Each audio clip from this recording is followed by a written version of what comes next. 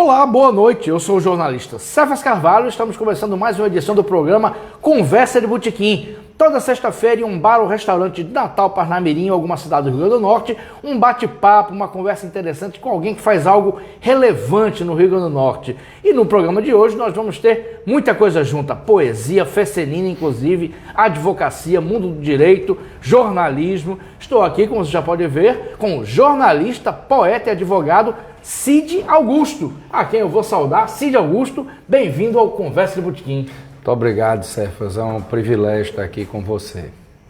Vamos bater papo sobre um monte de coisa interessante. Fique à vontade. Deixa eu fazer os velhos lembretes. O programa tem produção e filmagem de Natália Chagas. Nós estamos aqui ao vivo pelo Facebook Cefas Carvalho, no Mestiços Bar e Espaço Cultural em Ponta Negra, que está em pleno funcionamento. Já tem gente bacana aqui, até camundongos já estão aqui, né?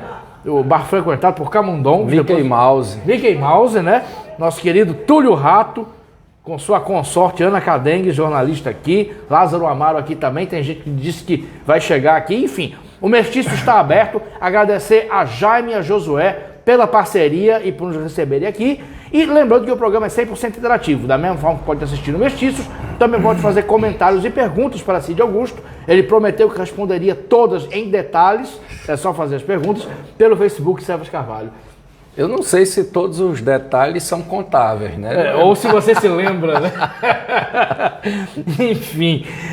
Cid, tem tanto assunto para conversar com você. Vou manter a tradição do programa, que é perguntar sobre a infância. A sua infância deve ter sido muito peculiar. Me fala sobre as suas primeiras lembranças de vida. Como é que foi sua infância, Cid? Eu, na verdade, não sei se eu tenho lembranças ou se são falsas memórias que foram criadas, né, da infância em si. Mas a infância foi, eu vou dizer assim, acho que foi normal.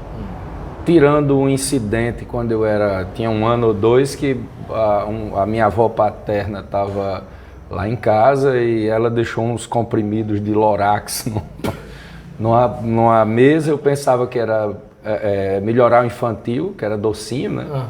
E tomei a caixa toda. Então, cheguei a ser dado como morto. Isso é normal, Cid? Rapaz, tive uma infância normal. Eu tive uma infância normal, tirando isso. Que isso? A experiência de quase morte. Você foi levado para o hospital? Fui levado, fui dado como morto.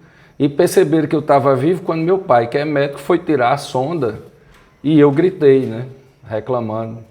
Meu Deus, eu não sabia disso. Segundo ele, eu reclamei logo. Ai, minha piroca, né? Então... Cid, e lembranças assim, depois, você falou que essa história foi muito novo. Depois, 5, 6, 7 anos, o que você lembra? Como é que era a sua infância? Olha, eu me lembro assim, que primeiro meus pais moravam na casa que era do pai do meu pai, que era ali no centro de Mossoró, vizinha à padaria de Kiko de Juvenal. Era uma casa que ficava pertinho do mercado. Ela começava na rua lateral e ficava realmente uma parte dela de frente para o mercado central de Mossoró. E quando eu era bem criança ainda, nós nos mudamos para Nova Betânia. A Nova Betânia não era um bairro nobre ainda. A Nova Betânia era quase zona rural. Inclusive, meu pai construiu a casa e o pessoal dizia que ele estava ficando doido, porque era muito longe. E atrás da casa da gente tinha uma vacaria. Nossa, é mesmo? Era. Então, assim, Mossoró não era uma cidade violenta, não tinha perigo. Então, eu e outros meninos que foram chegando naquela região, íamos a pé para o Diocesano. E era sempre uma algazarra muito grande. A gente voltava completamente sujo de barro, porque as ruas ainda não eram asfaltadas. E assim, eu digo que minha infância foi normal, porque minha adolescência que foi um problema. Pronto, vamos chegar nela. Eu conheci você jovem, a gente se conheceu com 20 anos, 21 anos. Você é do Mossoroense, é na Gazeta do Oeste, mas a gente vai chegar a isso. Mas fala então sobre a chegada da adolescência. Eu fui reprovado 5 vezes, contando com 2 desistências no primeiro ano do ensino médio. Né? É verdade. Rebeldia sem causa. Um dia desse eu estava pedindo desculpa aos meus pais. Meu Deus, como é que eu fiz isso tudo? Que coisa horrível, né? Mas eu queria me vingar de alguma coisa que eu nunca soube o que é. E só quem se lascou nessa história fui eu, né? É. Aí eu terminei o ensino médio no supletivo, Alfredo Simonetti, e não parei mais de estudar. Agora, na verdade, o que modificou minha vida foi quando meu pai, quando ele disse, não ia mais estudar de jeito nenhum, finquei o pé. Aí ele disse, então você vai trabalhar, vai para o jornal. Você vai trabalhar no jornal, porque se lá você não se apaixonar pelo jornal, eu dou por perdido. Mas, Cid, para quem está acompanhando e não conhece tanto a sua vida, você é de família ligada a jornalismo e à política. Você tinha consciência disso? Isso lhe afetava? Isso tinha a ver com a rebeldia? Como é que esses dois aspectos, a política e o jornalismo, afetavam sua adolescência? Ser filho de político, ao contrário do que pensam, não é coisa fácil não, porque a gente sofre todos os impactos, os ódios, os rancores, e isso com certeza afetou alguma coisa. Porque se a política ela já é complexa numa capital, imagine numa cidade pequena, que era Mossoró da minha infância e da minha adolescência, né? Então os rancores eram muito grandes, mas eu tenho muita sorte, porque meu pai é um homem muito ponderado, e eu me lembro uma vez que foram reclamar a ele porque eu estava brincando com o filho de um adversário. Foi mesmo? Foi. E ele disse, bom, o adversário é meu, não é do meu filho, então ele brinca com quem ele quiser. Nossa. Mas aí vem, como você disse, a família Rosado, né, que é a parte política, Sim. e a família Escócia, que é a parte do jornalismo. Sim. E você perguntou se eu tinha consciência disso. Não tinha. Você, a partir do momento pelos meus cálculos, né, nessa época, o seu avô era deputado federal, se não me engano. Era deputado federal. Depois foi meu pai, depois minha mãe. Sua mãe, exatamente. Mas eu nunca me envolvi em política, eu nunca pedi voto, não participo de eventos políticos, a não ser em raríssimas exceções, e quando chamam e pedem, aí eu também não sou tão radical assim. Mas eu mantenho da política partidária a maior distância que eu posso. Não significa que eu não gosto de política, não significa que eu não tenha minhas posições. Mas eu não gosto do trato partidário, essas coisas eu me abstenho de participar. Vamos voltar então, fazer o link da sua adolescência para quando o seu pai, doutor Laíri Rosado, que eu admiro muito, obrigado, pianista, médico, seu pai é uma figura, a gente vai falar mais nele. O seu pai lhe botou no Moçoroense, que era o jornal da família pelo lado Escócia. Aí como é que foi? Minha carteira foi assinada no Moçoroense dia 1º de fevereiro de 1986. E o jornal modificou minha vida, porque lá no jornal foi que eu comecei a sentir a necessidade de estudar, de voltar a estudar, porque eu cheguei lá um analfabeto completo. Escrevia muito mal, muito errado, se não fosse o revisor para consertar as coisas. Nossa. E detalhe, papai me levou para lá e eu não tinha exatamente uma função, era ver onde eu me enquadraria. E eu imediatamente queria ir para a redação. Aí tinha uma pessoa na administração, não, você tem que ficar aqui na administração. Eu disse, não, eu quero ir para a redação, é ali que eu quero. Quem era editor na época? Na época, eu não me recordo bem se era Nilo Santos, não, mas Gilberto de Souza, quando chegou, foi a pessoa que deu assim mais empurrão. Porque ele leu uns textos meus e disse, tem muito erro gramatical, mas sabe contar a história, que é o mais importante. Né? E a partir daí eu fui estudando, eu lia muito. Quando eu me formei em jornalismo na UFRN, eu já tinha 16 anos de profissão. Aí eu já escrevia decentemente, né? Mas fala sobre esses primeiros tempos, os primeiros meses, os primeiros anos no Moçoroense. Inclusive falar da história do Moçoroense. É um dos 3 ou 5 jornais mais antigos do Brasil. Eu sempre digo que em funcionamento. Antes a gente dizia em circulação. Em circulação, Mas como não tem mais versão impressa, e eu acredito que dentro em breve pouquíssimos jornais estarão impressos e mesmo assim vão ter que reformular completamente o seu estilo de funcionamento. O Mossoroense ele deve ser hoje, em funcionamento, o segundo mais antigo. Só para o Jornal do Comércio. Não, é o Diário de Pernambuco. Diário de Pernambuco. É porque havia no Rio de Janeiro um monitor campista, que era logo após o Diário de Pernambuco. E tinha também o Jornal do Comércio, né? Tinha todos esses jornais antes do Mossoroense. Aí os outros foram fechando. Nossa. E mesmo assim é importante que se diga que o Mossoroense ele foi fundado em 1872, mas ele teve fechamentos. Sim. Ou por perseguição política, ou porque não tinha dinheiro. Mas sim, assim, numa cidade do interior, que não é a capital, um jornal ser fundado em 1872. 1872. Mossoró tem umas histórias fantásticas. Mas por isso não, Cefas, que em 1850 e alguma coisa a Sul já tinha jornal. Incrível, né? A Sul era um celeiro cultural impressionante do Rio Grande do Norte. Eu considero que era mais importante do que a própria Natal no cenário cultural. Para você ter ideia, o primeiro norte-rio-grandense a se formar em medicina era de Açu. Foi em Açu? Luiz Carlos Vanderlei foi o primeiro romancista do estado, o primeiro médico. Não sabia. Pois é. Escrevia peças de teatro. A Açu sempre teve essa questão cultural, mas Mossoró sempre teve a questão de iniciativa, né? Sim. É uma cidade iniciativa. Eu morei lá há 3 anos, foi quando a gente se conheceu, e admiro muito Mossoró. Até hoje. Eu também gosto muito da minha terra. Fala sobre isso, sobre essa vocação de Mossoró para isso, fazendo um link com o moçoroense para contar também sua história do moçoroense. O moçoroense ele registrou seguramente os fatos mais importantes da história da cidade, né? Inclusive em 27, quando Lampião atacou. Mossoró tinha 3 jornais, viu, em 1927. 3 jornais? 3 jornais.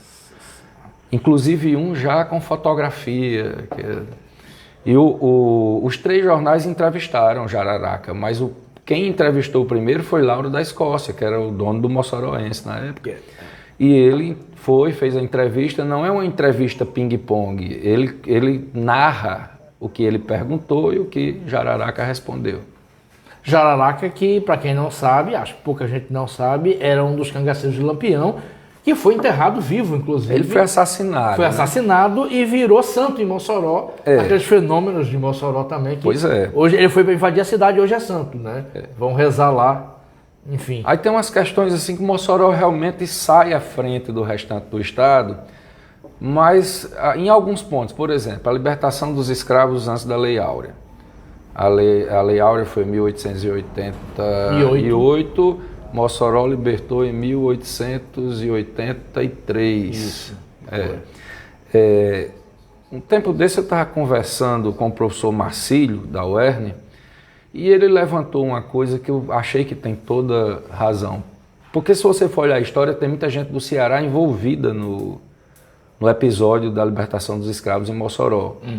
E a conclusão dele é o seguinte, os abolicionistas do Ceará já tinham fechado o estado todo, só não conseguiam fechar Aracati.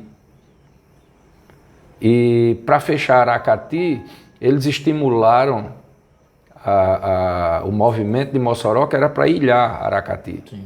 E não ter, mesmo que chegasse escravo, pessoas escravizadas, entre o Ceará não e tinha Mossoró. como sair.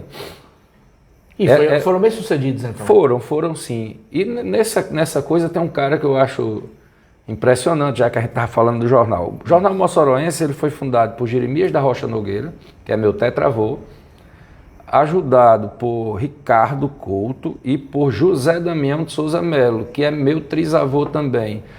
Jeremias pelo lado de minha mãe e José Damião pelo lado de meu pai.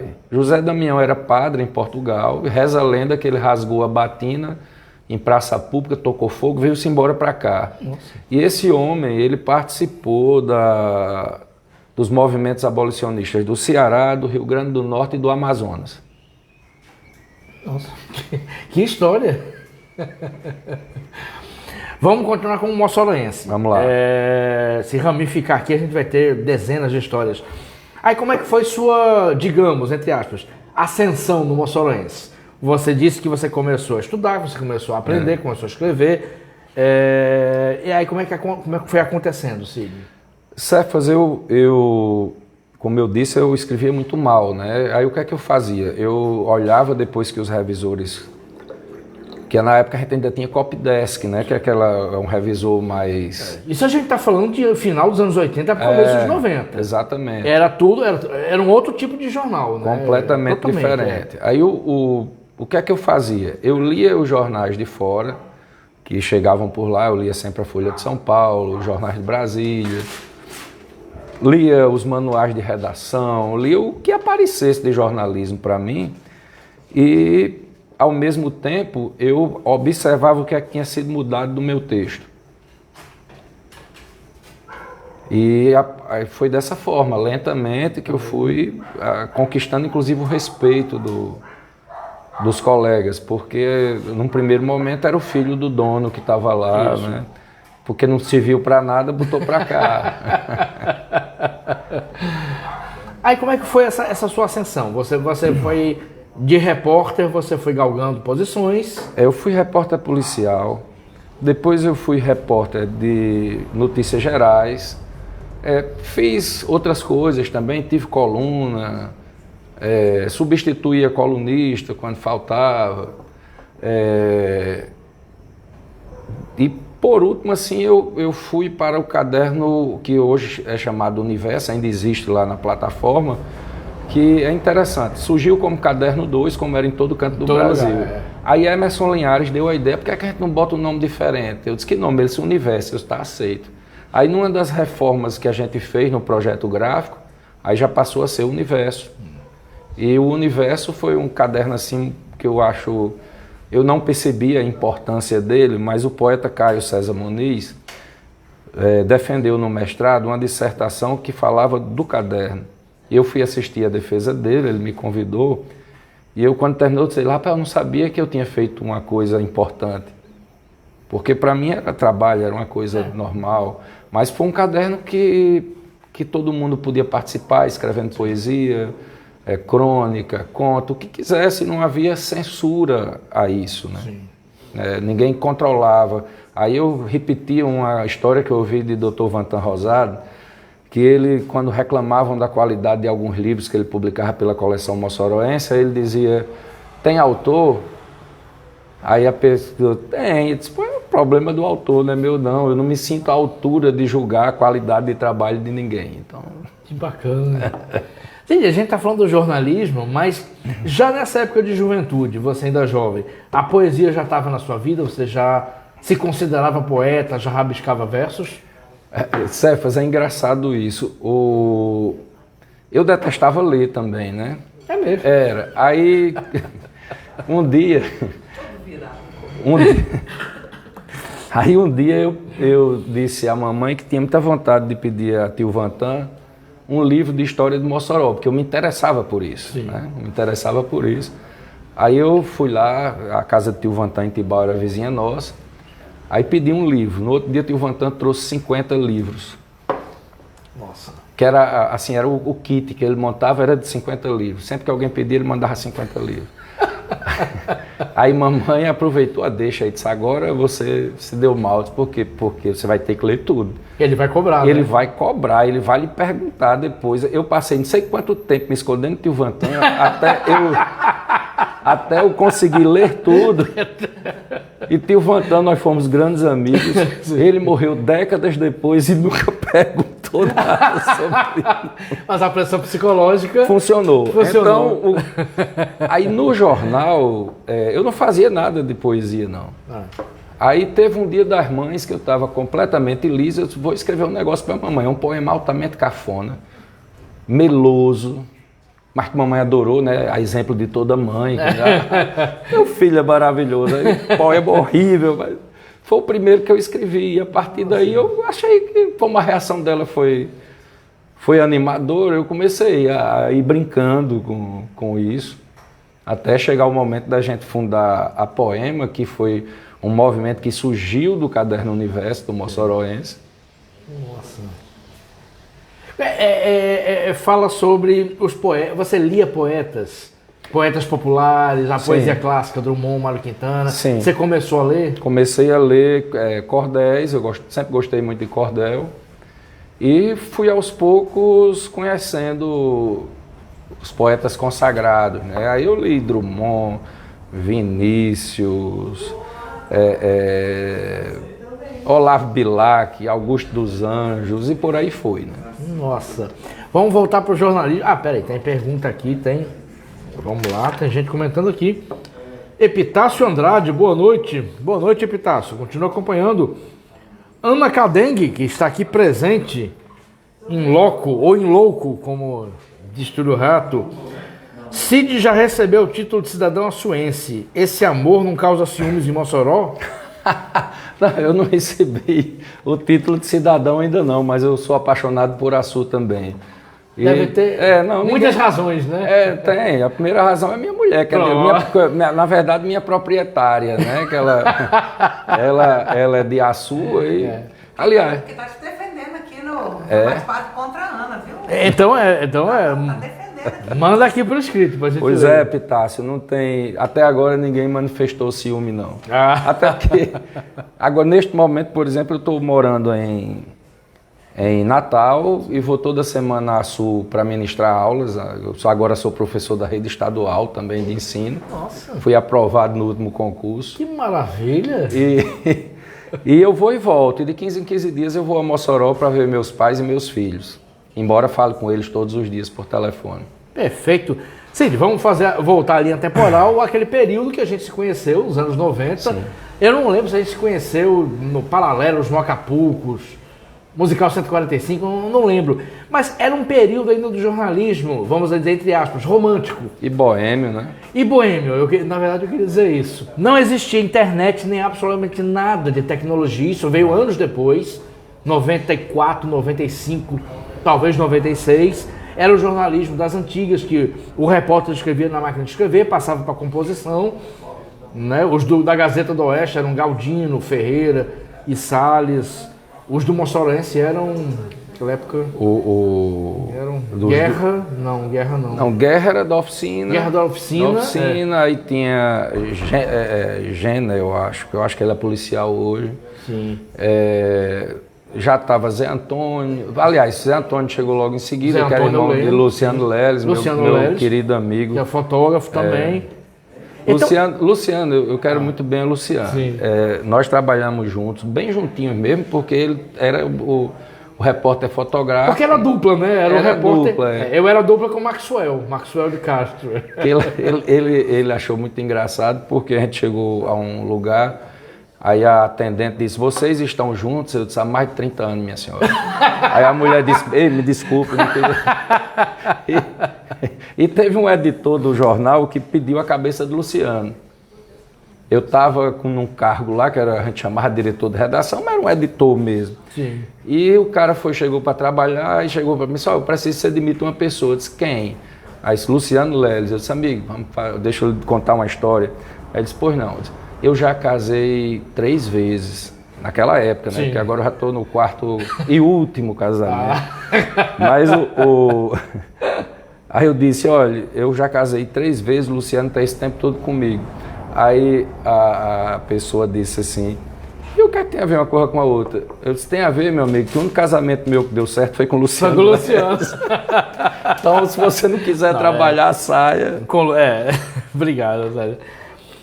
Jean Varela, tá dizendo, grande Cid, Jean Varela, do PC do B. Meu amigo Jean, um abraço. Valeu. Ricardo Buiú. Eita, Buiú, Genildo ama você. Eu amo Genildo também e amo Buiú também. Eu amo também os dois, amo Genildo e amo Buiú. Vou entrevistar os dois no Conversa. Aguardem aqui. Ana Cadengue, que está aqui presente. Ele mora em Açu e passa uns dias em Natal. Aí. Não, eu passo mais tempo em Natal do que em Açu. É mesmo? A Ana está dizendo o contrário. Ana ali denunciando aqui. Sim, então voltando à pergunta, Cid. Qual é a sua visão de hoje, passado esse tempo, daquele jornalismo boêmio, romântico, que os repórteres saíam? Por exemplo, eu vou dar um depoimento aqui. Eu já virei noite pós-Gazeta do Oeste e voltei para dormir na gráfica, na impressão, para voltar para a redação. É uma coisa, hoje, isso é inimaginável, né? Não existe isso hoje. Como é que você vê aquele tempo, tanto na boemia como na produção jornalística? É interessante, eu comecei a assistir uma mudança daquele velho tempo em que... Eu até ontem, aliás, hoje é sexta, toda sexta-feira eu vou à psicóloga para tentar... Porque eu tenho umas vozes na cabeça que precisam ser domesticadas, né? Porque eu tenho uma insônia muito grande, eu durmo 4 horas por noite, mais ou menos. E ela começou a investigar, assim, o que é que tinha provocado isso. Eu disse, doutor, eu me lembrei de uma coisa, durante muitos anos no jornal, a gente fechava o jornal de madrugada. Exatamente.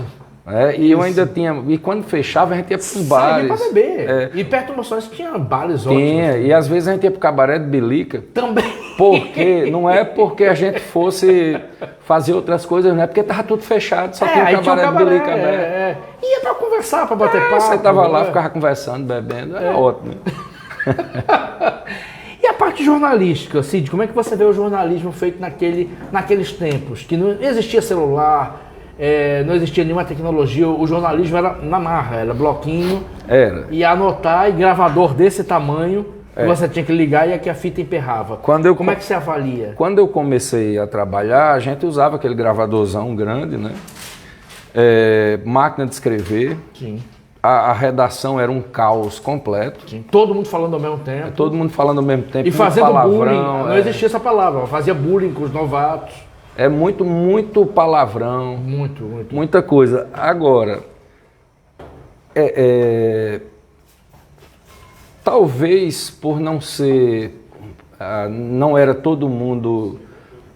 profissional no sentido assim, não era exclusivo do jornalismo, era gente que tinha outros trabalhos e que tinha o jornalismo quase como um hobby. Sim. Mas mesmo assim se fazia um trabalho muito bom, muito importante. Eu tenho um privilégio de haver trabalhado com profissionais geniais, né? Como meu amigo Emery Costa. Emery Costa era maravilhoso.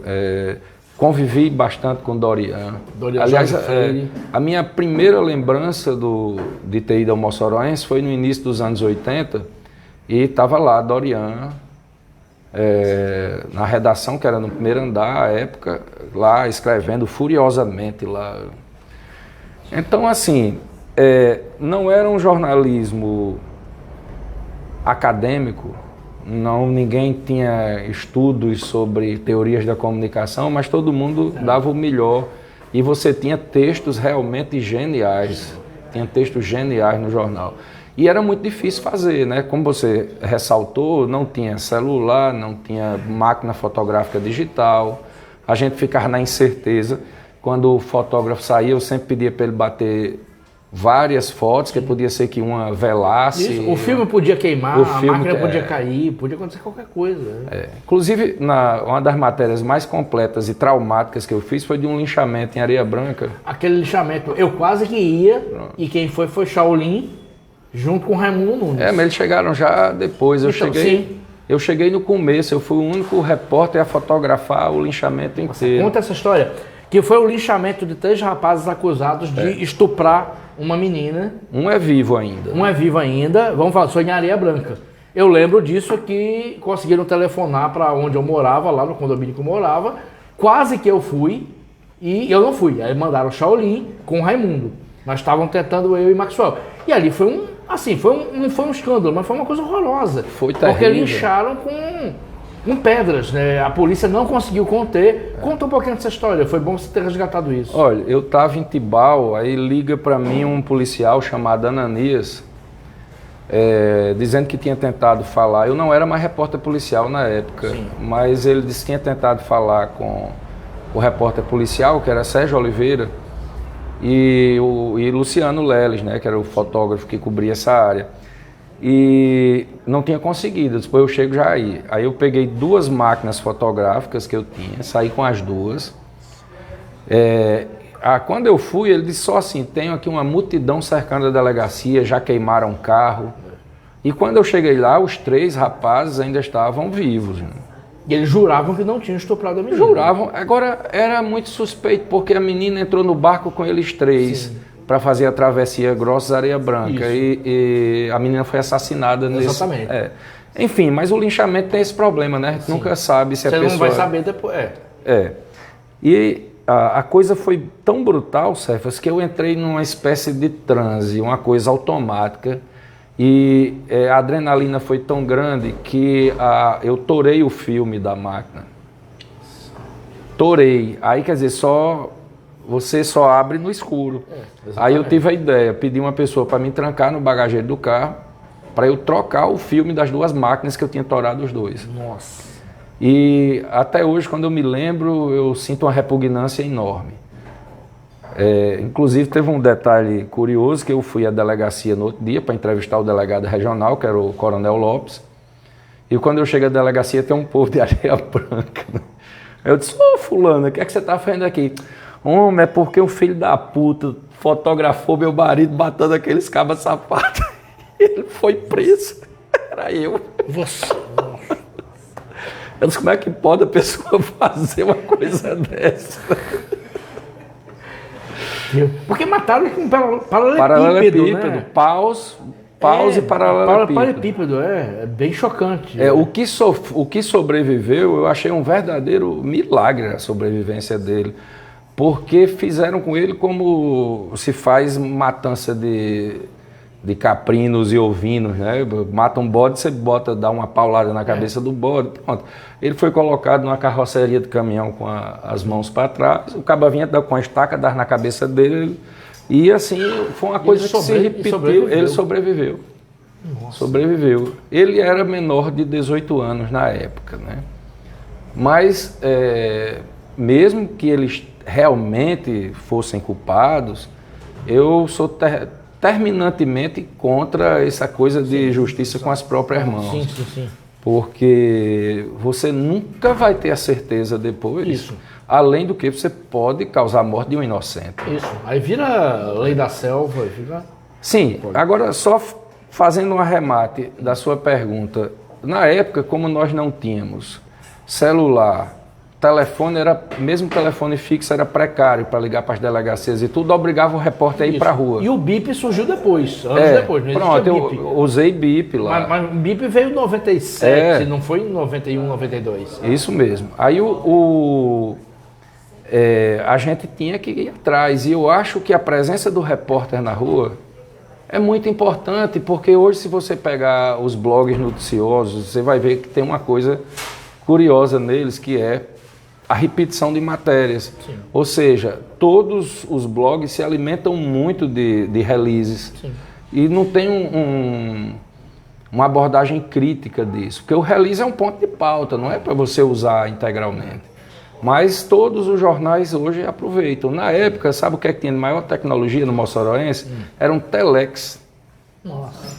As notícias chegavam por telex. Eu lembro de um jornalista que falou que o Ctrl-C, Ctrl-V matou o jornalismo.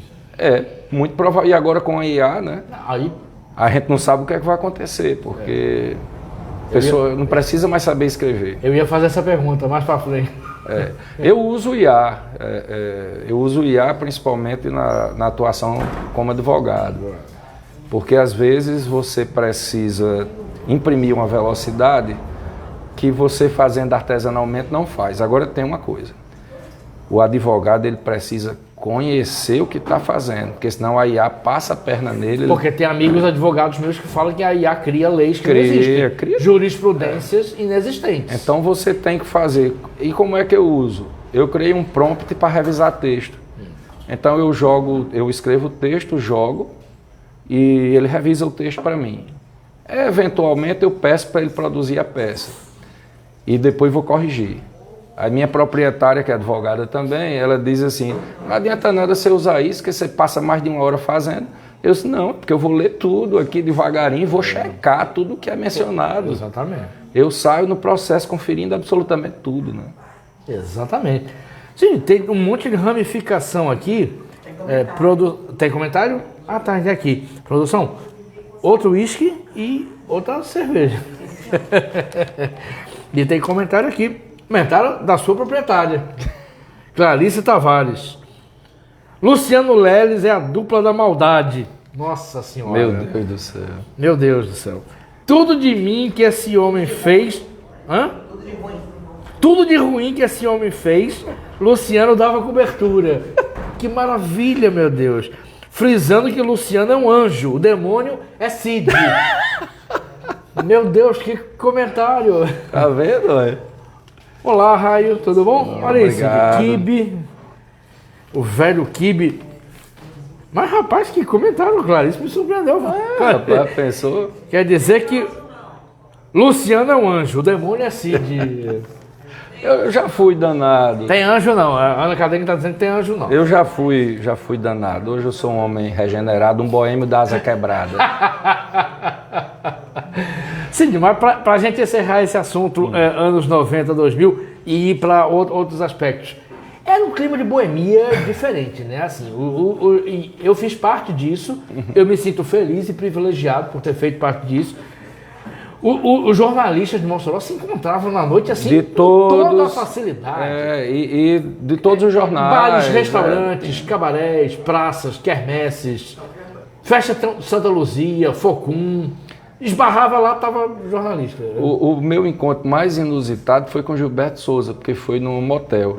Você encontrou Gilberto Souza? Gilberto... Um motel? Gilberto não estava vendo nada errado, não. Ele estava com a namorada dele. Aí Mas como você encontrou o Gilberto, a namorada no motel? Na verdade, eu não vi Gilberto. Ele me viu. Ele estava no quarto vizinho ao meu. Aí, quando eu acordei de manhã, que eu olhei e vi assim uma coisa refletindo, o sol refletindo em alguma coisa, que eu olho é o livro de Gilberto de Souza, com a dedicatória para o meu vizinho de quarto, Cid Augusto. Meu Deus do céu! Que loucura! Que história! Coisas a se levar. Que isso? Obrigado, Raio.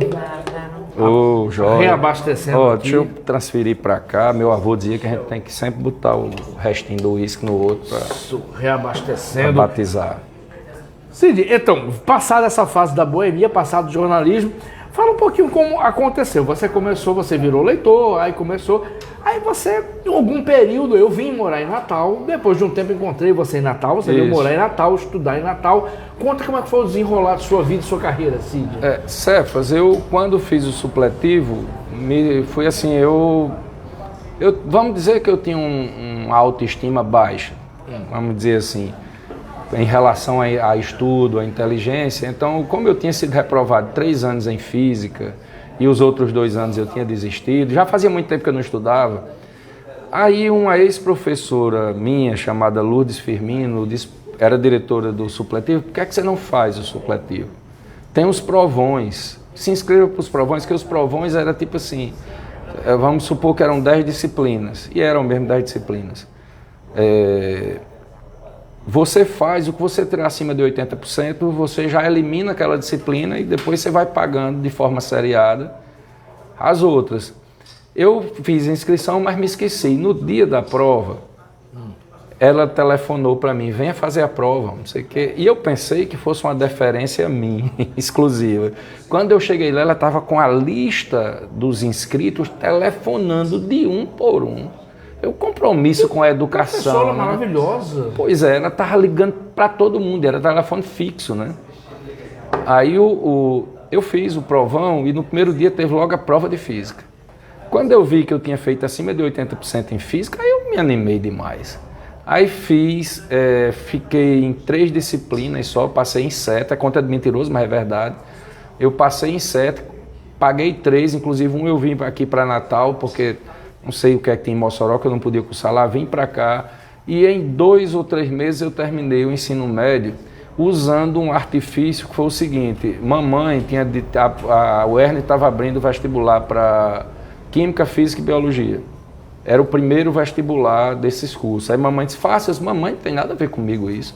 Ela disse: não, mas faça por experiência. Não, vou fazer não, porque depois você vai querer que eu curse. Resultado, eu passei. Hein? No vestibular para Biologia. Biologia. Aí passei 1 ano e meio, mais ou menos, cursando Biologia. Foi um saco, né? Eu já ia perguntar se identificou. Só me rendeu um casamento, assim. Mas depois eu passei em letras. Aí eu fui cursar letras. porque era inimaginável sair de Mossoró, e Mossoró não tinha ainda curso de jornalismo. Sim. Aí, mais à frente, eu já bem avançado no curso de letras, aí eu fiz vestibular para o UFRN.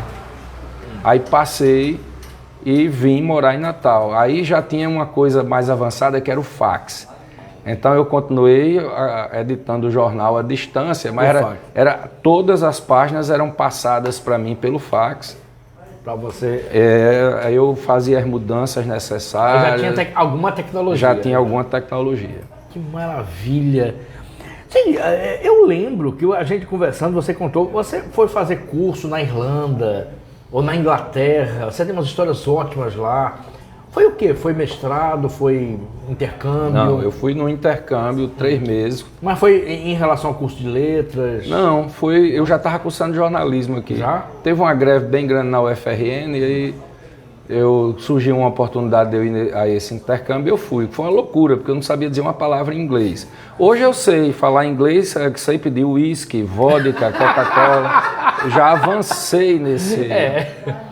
E, inclusive, teve, assim, os foras que eu dei, né? Assim, vários. Você escreveu uma crônica sobre uma delas. Foi a menina... Conta essa história que é ótima. Tinha uma moça, eu pegava o ônibus na porta, pertinho da casa em que eu estava morando, e ia para a escola. Aí eu entrei na parada seguinte e entra assim uma moça simplesmente deslumbrante, maravilhosa. Uns olhos azuis enormes, e ela era ali daqueles países germânicos, né? Quando eu desço na escola, que eu olho, ela desce e entra também na escola. Eu disse, não acredito que essa menina é aqui. Aí eu passei a aula toda, o professor falando lá um bocado de coisa, e eu com o dicionário treinando para dizer, seus olhos são como a luz do céu, né? Your eyes are like light sky. Aí eu passei não sei quanto tempo treinando. Aí no intervalo eu criei coragem, cheguei para a menina e disse, your ass is like light sky, quer dizer, seu cu é como a luz do céu. Aí eu não entendi o que ela disse, mas eu percebi que ela estava me esculhambando. Eu percebi que ela estava me esculhambando. Sabe que povo grosseiro, a gente vai fazer um galanteio, uma delicadeza, e a pessoa reage assim. Eu lembro de outra história também. Não sei se você contou. A menina que era... A menina queria aprender português ou algo assim. Era uma japonesinha. Eu quero te comer. Conta essa história, que ótimo.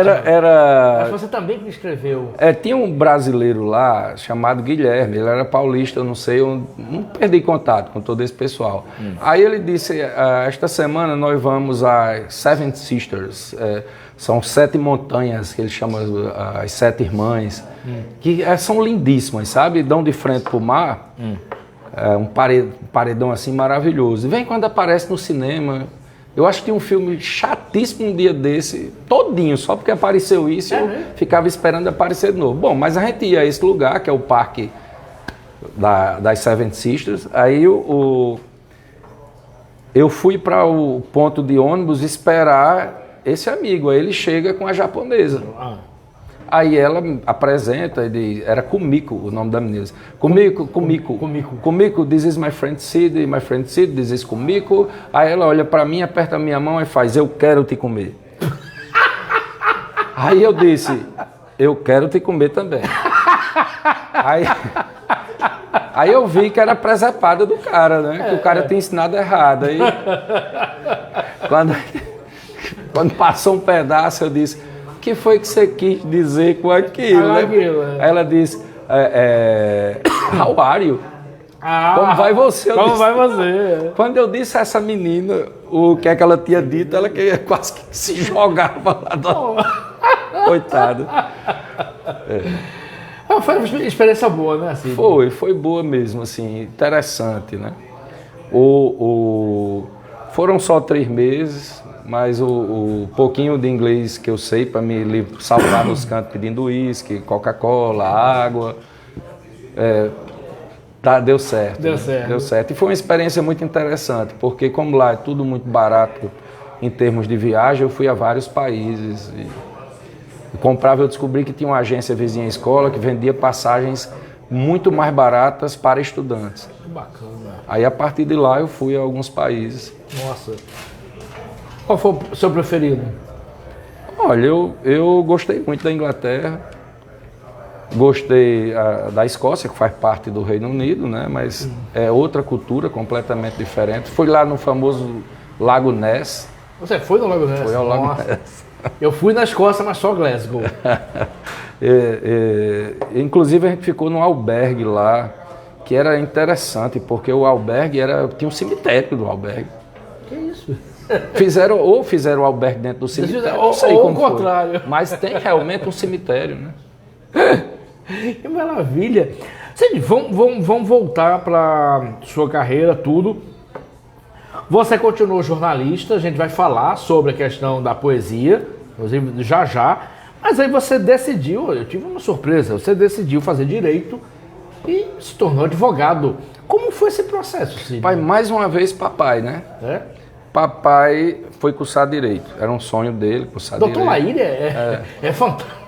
Aí ele se matriculou, foi às primeiras aulas, aí telefonou para mim e disse: ei, venha estudar direito, eu achei o curso tão parecido com vocês, papai, não tem nada a ver comigo. Eu sou jornalista, isso não tem nada a ver comigo. Aí passa mais uma semana, ele liga e diz: eu fiz sua matrícula, só falta você levar o diploma. Aí foi aconteceram duas coisas, né?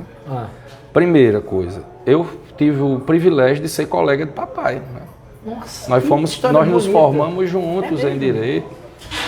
E a outra coisa é que quando o jornalismo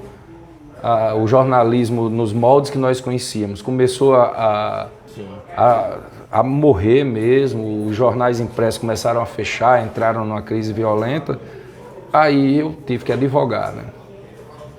Que maravilha. Se formou quando, Cid? Em direito em 2012. Aí passou no exame da OAB. Passei no exame da OAB, comecei. Qual a especialidade que você se dedicou e por quê? Eu até hoje atuo na área criminal e lecionei direito penal desde que eu me formei, que eu venho ensinando direito penal. Hoje, como eu estou ensinando no Estado e o tempo é mais curto, eu continuo ensinando direito penal, mas apenas em pós-graduação, porque é menos tempo, é final de semana. Mas é uma coisa que eu gosto muito de fazer. E também foi um acidente, porque eu tinha horror a direito penal e, inclusive, eu ia sendo reprovado nas disciplinas de penal, foi. E quando eu estava quase terminando a faculdade, aí eu pensei assim, rapaz, eu vou sair daqui e de direito penal não vou saber nem indicar um advogado. Aí eu vi que tem uma plaquinha lá com um estágio. Aí eu disse, vou estagiar aqui. Aí, como eu estava estagiando na área penal, eu fiz a OAB em penal, passei e fiquei atuando na área penal. E a sua avaliação hoje da área penal? Olha, a área penal tem algumas vantagens, né? Porque é um direito mais palpável, você não tem muitas surpresas no direito penal. Você consegue ter uma previsibilidade e dizer ao cliente, e aliás eu perdi muito cliente por isso, chegar amigo, você vai ser condenado aqui, você vai pegar uma pena mais ou menos. E eu faço isso ainda hoje, eu analiso o processo e eu digo com toda franqueza o que é que vai acontecer naquele processo, porque o direito penal ele permite isso. As outras áreas elas são um tanto quanto incertas, né? Porque tem muita, como é que se diz, muita margem para interpretação. Sim. A penal não. A aplicação da lei é em si uma interpretação, né? Tudo é interpretado, mas no penal a gente consegue ter um... Perfeito, respondido. Tem comentário aqui. Tem algum para ler? Sebo Lisboa. Ei, meu amigo Lisboa. Grande Cid Augusto, transcende pela empatia, sabedoria e generosidade. Aí. Obrigado, meu amigo. Um abraço para você. Lisboa é massa demais. Adoro o Sebo Lisboa. Sebo Lisboa é quase um antiquário, né? É. Lá você compra máquinas de escrever antigas, você compra...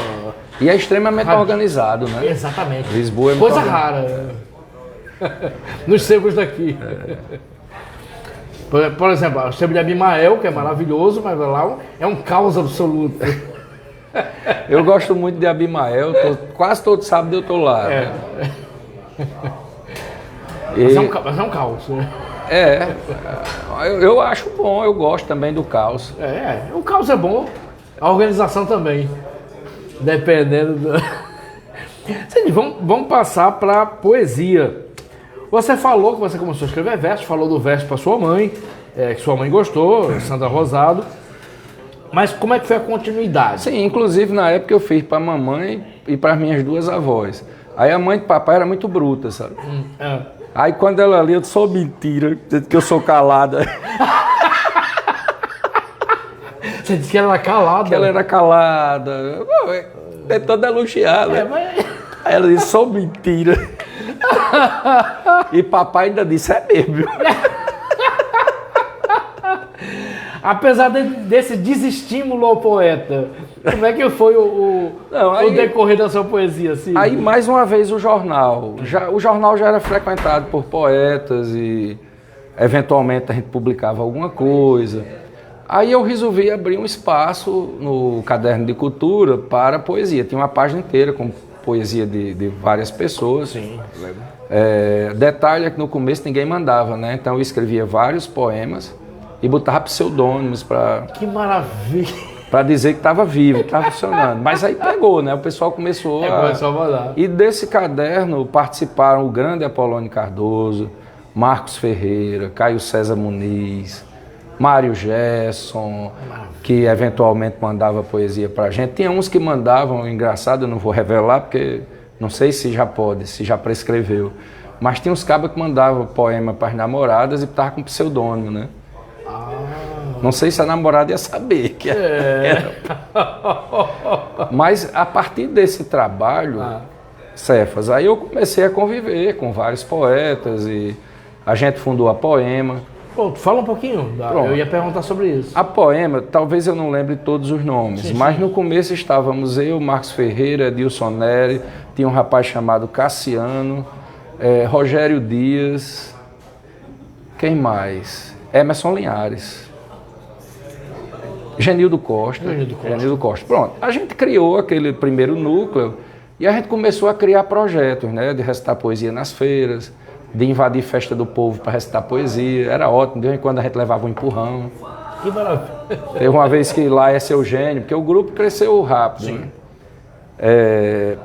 Uma vez que lá é seu gênio levou um empurrão grande num bar em Mossoró, e no outro dia ele voltou com um amigo nosso chamado Nicolas, que também conhecido como Só Topar no Búzio. Nicolas é bem grandão, né? Como é que é o apelido? Só Topar no Búzio. Isso aí foi criado por ele e por Laércio. Aí depois a gente vê aí o significado. Mas Nicolas é muito grande, né? Sim. E ele chegou, sentou, primeira oportunidade ele correu, pegou o microfone.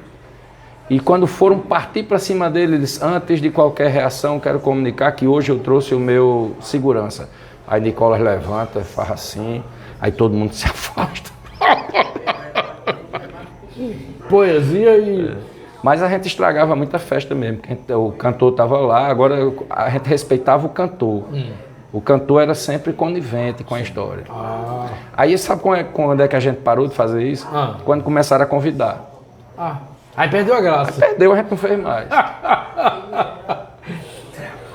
E as histórias clássicas de subir em mesa para declamar poema? Fazia isso com muita tranquilidade.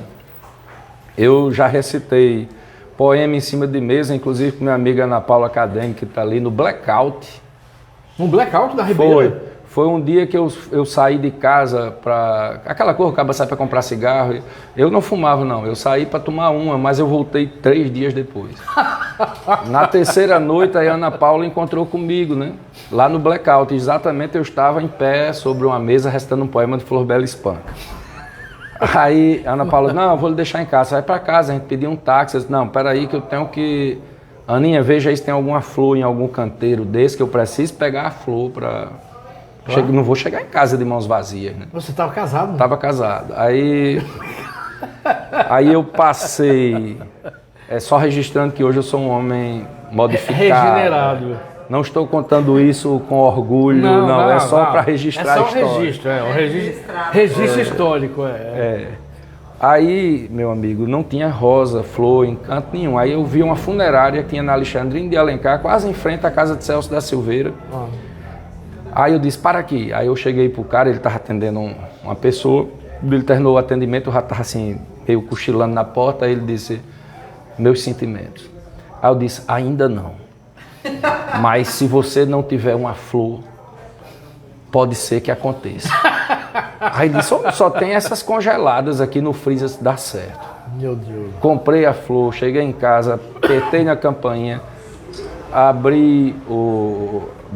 apertei na campainha, me ajoelhei, fiquei com a flor assim. Aí minha então esposa, mãe do meu segundo filho, que é Cidinho, Conceição, aí ela olhou para mim assim e fez, homem, pelo amor de Deus, entre e vá dormir que eu tô morrendo de sono. É isso, sim.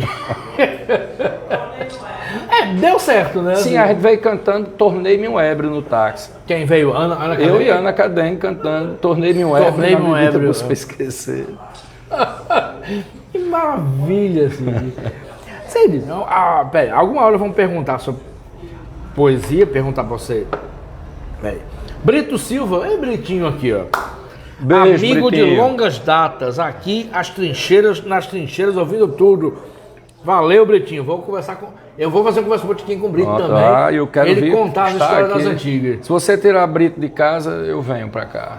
Não é fácil, não é tarefa fácil, mas a gente... Então, mas só registrando um beijo pra Brito e pra Socorro. E pra Socorro, beijão pra vocês.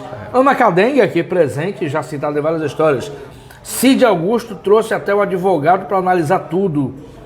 Lázaro Amaro. Assim, tá. E Ana Cadengue de novo. A assessoria jurídica aqui do meu lado fica lançando olhares feios. Não pode dizer nada aqui. Haja história, né? Cid, uma hora vão perguntar, então vou me adiantar. Recita alguma poesia e depois de você recitar, a gente vai falar as poesias que você recitava em pé, em mesas no Blackout ou no mercado público de Mossoró, mas depois a gente vai falar sobre a sua paixão por poetas fesseninos, por poemas em guardanapos, que você divulga nas redes sociais. Isso. E também sobre seus livros. Então, vamos para uma poesia? Vamos lá, deixa eu achar aqui alguma coisa. Eu tenho um problema que eu não consigo memorizar. Eu tenho o mesmo problema.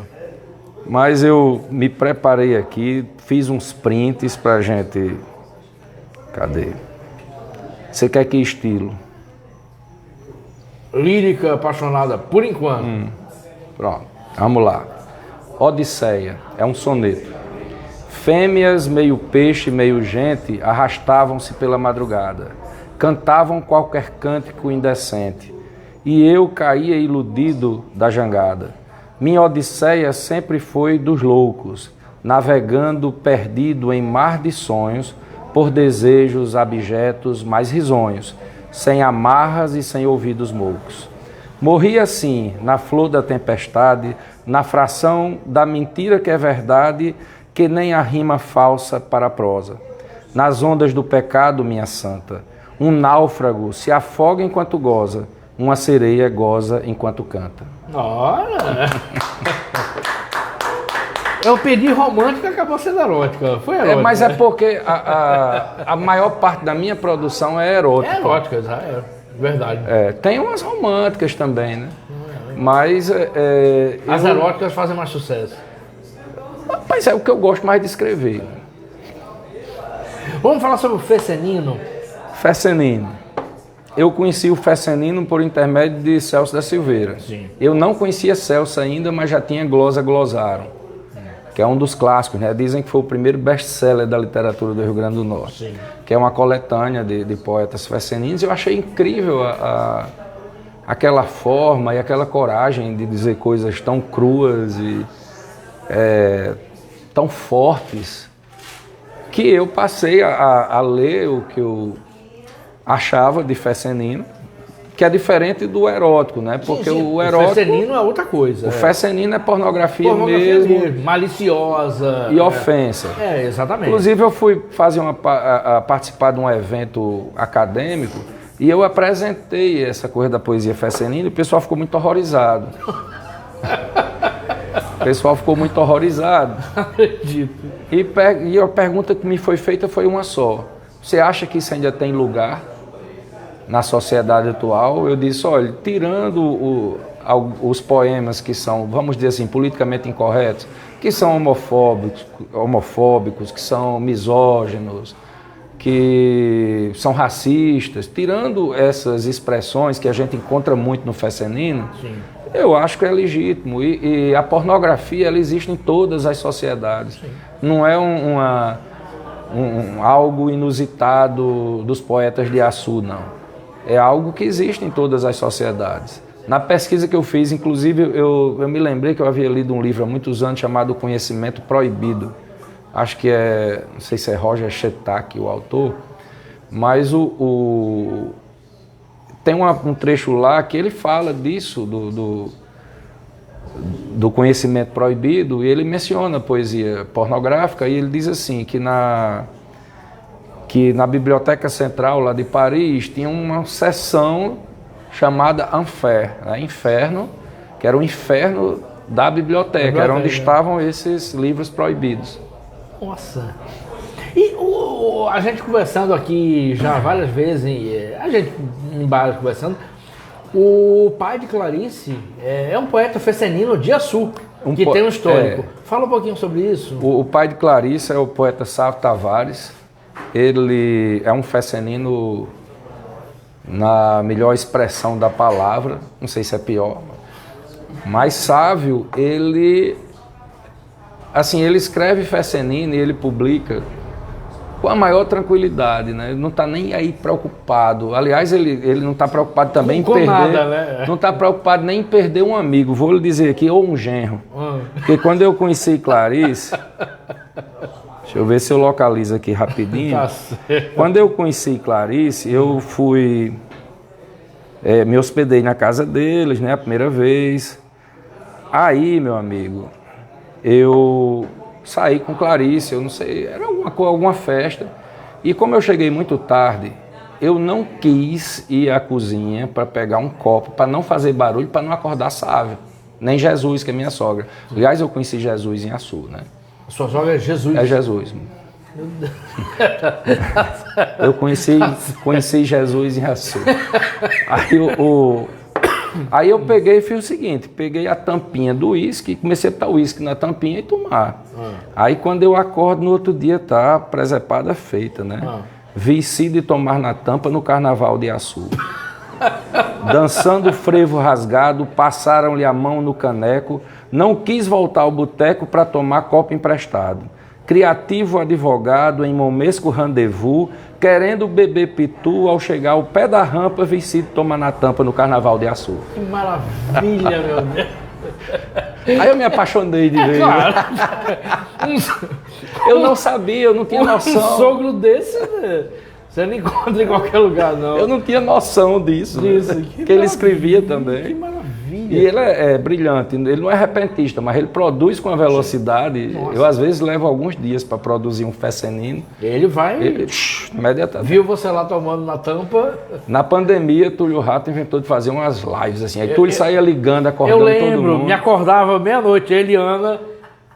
Aí eu lá deprimido, tendo bebido, ele ligava a Tuliana. Na pandemia, Cefa. Aí ficava instigando o Sávio a escrever fecenino, né? E Sávio só... Que maravilha! Você escreveu um livro sobre isso, que é o Poetas Malditos.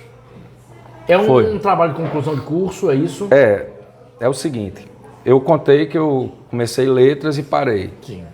Aí eu fiz o curso de jornalismo, fiz mestrado em letras, porque na UFRN ainda não tinha o mestrado em comunicação social. Sim. Então, o caminho natural dos jornalistas que queriam fazer pesquisa era ir para o mestrado em estudos da linguagem. Sim. Inclusive, eu acho que eu aprendi muito mais teoria da comunicação e passei a ser mais consciente sobre a responsabilidade e compreender, inclusive, que esse pseudo-poder do jornalismo não é nada diante da responsabilidade do jornalismo. Né? Eu passei a ter assim, uma visão dos impactos que uma notícia pode causar na vida de uma pessoa. Né? E fui orientado pelo grande professor Adriano Gomes. Sim. Aí, depois, quando eu estava terminando o mestrado, aí papai me arrastou para cursar Direito. Quando eu terminei Direito, eu fiz o doutorado em Linguística Aplicada, aí sendo orientado pela professora Marlúcia, uma figura lindíssima também. Eu tive muita sorte com o orientador, né? Os mais maravilhosos estiveram comigo. Aí, quando eu terminei o doutorado, eu disse, rapaz, eu vou terminar aquele curso de letras. Ficou pendente. Muito bom. Aí eu fiz o Enem. Aliás, foi a prova mais cansativa que eu fiz na minha vida. Eu fiz o Enem, consegui a aprovação para letras em Açu, que era onde eu estava morando. Sim. E eu cursei letras. Aí no final, eu resolvi fazer uma pesquisa sobre os feceninos. Não é uma coletânea como Celso da Silveira fez. Celso fez pelo menos 3 ou 4, Celso. Oswaldo Lamartine fez uma, que é Uns Feceninos. Isso. E eu quis saber, assim, por que em Açu, de repente, isso passou. Isso. Virou uma febre. Virou, e o mais interessante é que a produção de fecenino de Açu, ela vem de 1850 e alguma coisa, e ela continua da mesma forma hoje. Nossa. A glosa de Açu, eu não vou passar muito tempo explicando o que é glosa e mote, mas o mote é uma espécie de tema que vai ser repetido no poema. Né? Exatamente. E em Açu, diferentemente dos violeiros que botam o mote nos últimos 2 versos, em Açu o primeiro verso do mote está na 4ª sílaba e o segundo, na 4ª sílaba não, na 4ª linha, e o outro na 10ª linha. Inclusive eu aprendi a fazer glosa dessa forma, lendo os glosadores de Açu. E eu disse, rapaz, agora é aquilo curioso, como é que isso chegou aqui? Aí eu me propus a investigar isso. Me reclamaram muito porque o trabalho estava ficando muito grande, mas não, eu quero... Isso aqui é um presente para Açu, uma retribuição da forma como eu fui recebido aqui. Eu gostaria de retribuir isso e eu acho que essa pesquisa pode ser útil um dia. Que bacana. Aí depois eu transformei em livro, que eu publiquei o e-book, estou vendo aí a possibilidade de fazer a edição impressa. Tomara. Tomara. Produção, tem pergunta aqui? Quanto tempo? 1h10. 1h10? Eu jurava que tinha passado meia hora. Túlio Rato, inclusive a poesia de Cid está sendo musicada. Quem está musicando? Meu amigo Lázaro Amaro, além de advogado, é um grande músico. Né? Olha aí! E ele musicou vários sonetos meus. O que é difícil, porque geralmente a letra é colocada sobre a música. Né? Que é para bater a cadência, sim, as sílabas tônicas baterem ali direitinho e se encaixarem. Mas ele fez diferente. Ele pegou o soneto já pronto e ele conseguiu botar melodia, que é muito mais difícil. Que bacana! E tá aí no YouTube, no Deezer, não sabia, e outras plataformas. Vou ouvir. Aí tá como? O nome? Cid Augusto Lázaro Amaro? Lázaro Braz, que ele assina como Lázaro Braz, é o nome artístico dele. Então tá bom, vou pesquisar amanhã. Olha aqui, Carlos Santos. Ô, meu amigo, um abraço. Grande dupla de 2, o entrevistador e o entrevistado. Valeu, Carlos Santos foi meu primeiro editor. Foi quem me colocou no Jornalismo de Mossoró. Abração, Carlos. Gosto muito e admiro muito o Carlos Santos, que é daquela época, né? Somos dois. Eu da também gente, quero né? um bem enorme a ele. Vixe, Maria. Cid, por mim eu ficava conversando com você até meia-noite. Assunto não falta, mas a gente vai ter que liberar o palco para Ângelo Angolano. Vou ter que liberar você. E ainda durou 1h10. Hã? Um abraço para Arlete. Valeu, Arlete. Abração. Arlete, minha amiga, minha bichinha. Um beijo para você, um beijo para meu amigo Laércio Eugênio. Abraço. E abração para o Laércio. Sou doido para entrevistar o Laércio. Mas queria entrevistar ele em Mossoró. Aí você vai ter uma entrevista de qualidade. Nossa um entrevistado senhora. De qualidade. Não, eu já... Porque este de hoje... Por mim, eu ficava até meia-noite, mas enfim. Vamos nos despedir, contra a minha vontade, vou liberar aqui o palco para Ângelo Angolano, que já está aqui. Showzaço, quem quiser vir assistir aqui, eu ficarei aqui para assistir. Agradecer aos nossos apoiadores, sem a qual o programa não seria possível. Agradecer a Durna Sindicato, Simmed, Cartório Paiva Amaral, Associação Médica do Rio Grande do Norte, Sintro, Sindipreves, Sindipetro, SPVA e agradecer a Cachaça Sanvale. Por falar em Cachaça Sanvale mandou cortesia aqui de cachaça para o entrevistado e para os donos do bar. Uma cachaça Carvalho. Eita, eu faço a propaganda de cachaça, eu acho maravilhoso. Oba! E aqui para Josué, nosso parceiro, uma caipirinha Sanvale. Obrigado, Josué. Obrigado, Jaime, pela parceria. Gosta de cachaça, Cid? Mais ou menos. Mais ou menos? Né? Mais ou menos, Gosto. né? Só um pouquinho. Então vamos nos despedir aqui. Agradecer a todo mundo que está aqui, a todo mundo que está assistindo. Agradecer a Natália Chagas pela produção e filmagem. Novamente agradecer a Jaime Dias e Josué Santos pela parceria. Vem aqui para o Mestiços assistir e agradecer. Cid, obrigado por ter aceitado o convite. Foi muito bacana. Uma história bacana que quem quiser conferir, vai no Facebook Safras Carvalho ou amanhã no YouTube. Muito bem. Muito bem. Obrigado a todos e até o próximo Conversa de Botequim.